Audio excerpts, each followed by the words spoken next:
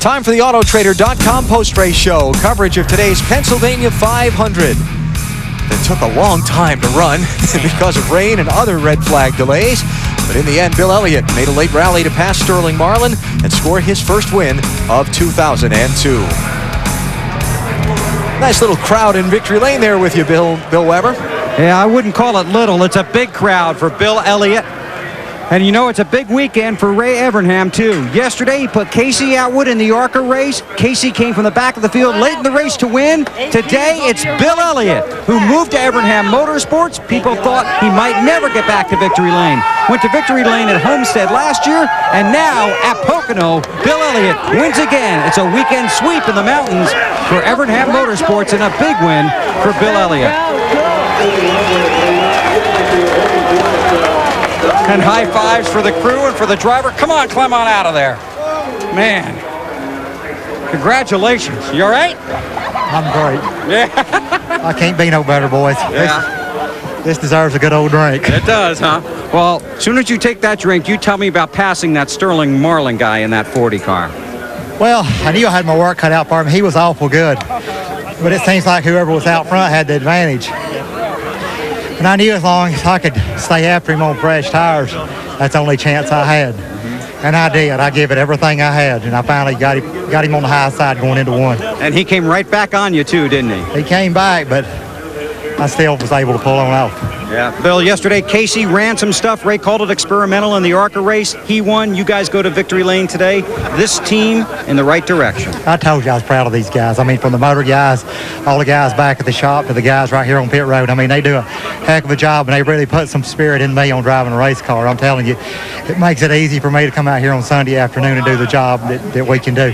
It's 2 in a row for the 40-plus, gentlemen. You're in Victory Lane, and you're in the top 10 in points and moving forward. Well, that's what we got to do. I mean, but we got to take it a race at a time. You know, if we take care of the races, the rest of it will take care of itself. Well, your son and your wife are celebrating. I know you are, too. You must love coming to Pocono. Well, it's been good to me throughout the years.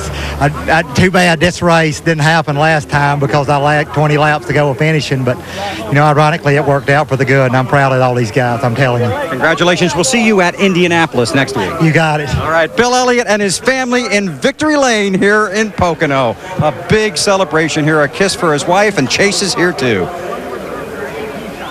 Marty? Well, Bill, from the excitement to the disappointment, Sterling, what happened on the last restart? We just got beat more or less. You know, our car was really good on long runs all day, and, you know, hate to see the last caution. When it come out, we had a pretty good lead and was driving away from them, but, you know, it got cooler and the track changed, and my car just got real tight in turns 2 and 3 and was loose in turn 1, and that's where Bill drove the outside of us. And, you know, Bill run a good race all day, and, you know, he deserved to win it if we didn't. So, you know, we'll just pack up next week and go to Indy carrying the same car.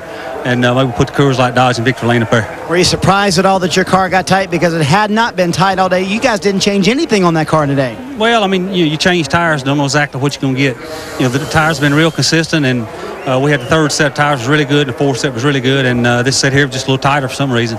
And, you know, the tires run real consistent all day, didn't have any trouble with them. All right, building back some consistency. It's his second top 5 in the last 4 races, Matt. Marty, after finishing 40th in June due to an accident, coming home second, what does this mean for you and this team, Kurt? That's a great step. I mean, it was a dismal day when we finished 40th here, and to bounce back like this, that was the same race car, and we just kept putting changes to it. I mean, it was something where it didn't want to work for some reason. We were fast in happy hour, but dropped the green. We just headed in the wrong direction, so we kept having to make innovative ideas to try to make this thing work.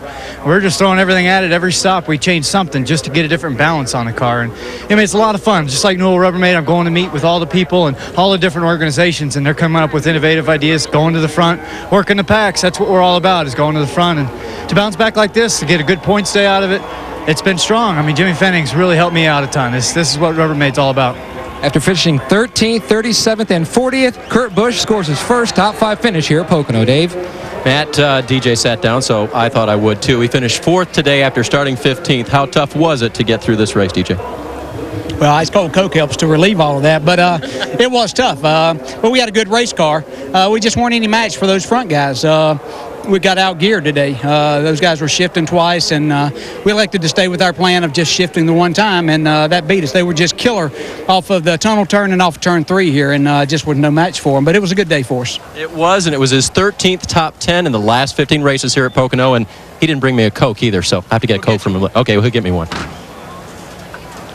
Let's check the final results from today's Pennsylvania 500 with Bill Elliott scoring career win number 42. Fantastic run for Elliott, also for Kurt Busch. And, you know, Sterling Marlin, he takes everything in stride. Yeah. I mean, I'd be down crying. We talked about that earlier. It's just, hey, he's cool. I got beat. He led 106 of the 175 laps, but still a good championship day for Marlin because there's Mark Martin back in 13th. So maybe he's just looking at the old glass half full. And Jeff Burton comes back from 27th to 28th to finish 16th after that flat tire. Some of those who wound up not on the lead lap. You see Jeff Green, the last one on the lead lap. 26 cars. That's a pretty healthy dose. And Robbie Gordon able to hang in there with those sore ankles and finish on the lead lap.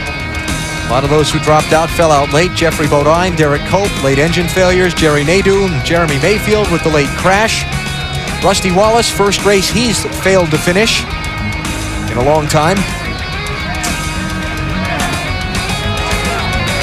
And that's the way they ran today here at Pocono. Let's hear from the 5th place finisher. Marty's with Ryan Newman. Well, a 6-hour race, Alan, will make you tired, as you can tell from even a young Ryan Newman. How about your car today? You said it kind of bounced all over the map. Yeah, we just, you know, the car was pretty decent all day. We just weren't the best, and we didn't get out front to be able to see what we were like in clean air. And, you know, the guys had good pit stops all day for the Alto Ford, and, you know, sometimes that's all you can ask for. Finishing 5th ain't bad here for our second race. Now will you tell us if you shifted or not? Come on. You saw the video. We saw the video. There you go. All right. Okay. He's heading off to the garage, guys. Evidence was in. Thomas Crown Affair coming up next on TNT. Stay with us for that. We're back to wrap it up at Pocono in just a minute.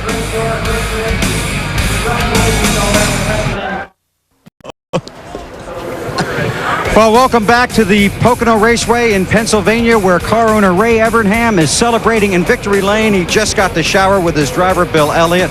Congratulations. Man, what a weekend. You know, swept the pole and won the ARCA race, and now these guys get the pole and win again. You know, it amazes me. These guys do a great job. Mike Ford, and he's put a great group of guys together. They work hard, but, you know, Dodge and all the people that support us, UAW, and it's just, I mean, they believe in us and they keep pushing. What a great weekend for Dodge and the Dodge dealers. I mean, they won the truck race, won the ARCA race, won the Busch race, and now we got the weekend sweep. That ought to be worth a bonus, huh? Sure should. Congratulations. Thank you. Ray Evernham back in a very familiar place in victory lane. Holding the winner's trophy. Here are the championship standings after today's Pocono race. Sterling Marlin gaining 51 points today on Mark Martin. Kurt Busch joining the top 5. Rusty Wallace, the big hit by failing to finish, drops 4 spots down to 8th. And we head on to Indianapolis for the Brickyard 400. Coverage beginning next Saturday at 11 a.m. Eastern Time with Bud Pole qualifying on TNT. We'll have the short track Busch Series race for you presented by Midas Saturday night. And then next Sunday, the 9th running of the Brickyard 400. NBC coverage begins at 2 Eastern Time. And as always, we look forward to a great week at Indianapolis. Just something about that racetrack, Wally, that just makes you get excited when you walk in the gates. I would say Indianapolis is a very important race for a lot of these guys. I think if they had a choice to win Indianapolis Daytona, you'd be surprised how many said they'd like to win Indianapolis. A lot of history. It's a cool place to race. Everybody's really looking forward to going. I mean, they've only been going to that racetrack since, what, 1909 or something like that. So, yes, Indianapolis Motor Speedway, without a doubt, the most famous speedway on the face of the earth. And I'd love to have won that. As a matter of fact, I would even like to have raced there. There you go. Well, maybe we can get you in Wally's car and you can run a few laps next week. I don't think so. Not willing to give that up, huh? All right, that's next weekend. Today here in Pocono, 6 hours and 40 minutes from when we wave the green flag to get it done. A little adventurous. Lap 1 off of turn 1. Rusty Wallace, Steve Park collide. Park collects Dale Earnhardt Jr. and pow. Slams the inside guardrail. He's okay after that vicious wreck, but he knocked down about 100 feet of guardrail. An hour-plus red flag to repair before the race could resume. What an unbelievably nasty crash. But again, fortunately, Steve was okay. After a couple of minutes of trying to extricate himself from all the safety gear, he appeared much to the relief of the crew and his teammate. And his teammate, Dale Earnhardt Jr. One problem they had, the car was sitting on its side. It's hard enough to get out of the car sitting on its wheels. On the side creates other problems. So we went back racing just for a little while, then it rained. We sat around for 2 hours under the red flag while the track dried, the rain stopped. We went back at it one more time after that. Late going, couple of cautions slowed the proceedings. Jeremy Mayfield bumped by Jerry Nadeau. Wrapped one of Ray Evernham's Dodges into the inside barrier off turn 3. He was fine. Moments later, Nadeau cut a tire, backed into the turn 2 wall. He was fine, but apparently they had an interesting meeting in the infield care center. Bill Elliott made the pass on Sterling Marlin with 19 laps to go to score his first victory of 2002. And the photo-taking session is on in Victory Lane here at Pocono.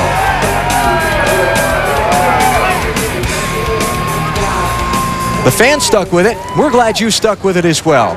What a long day. It was a long day, but see, Ray Evernham that had that trophy in his hand and would not let it go. Ray, they'll give you another one if someone takes it. They'll give you another trophy. You know, it was only I think it was last week that Ray Evernham said to me, I said, how's the car owner's life?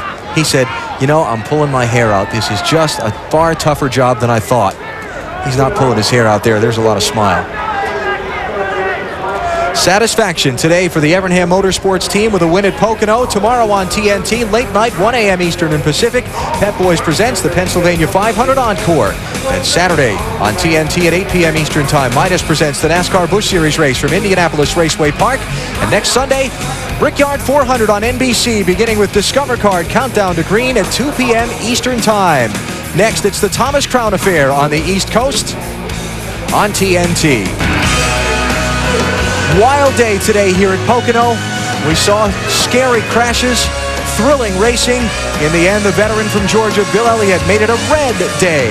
Dodge has won. Elliott has scored the Pennsylvania 500 at Pocono.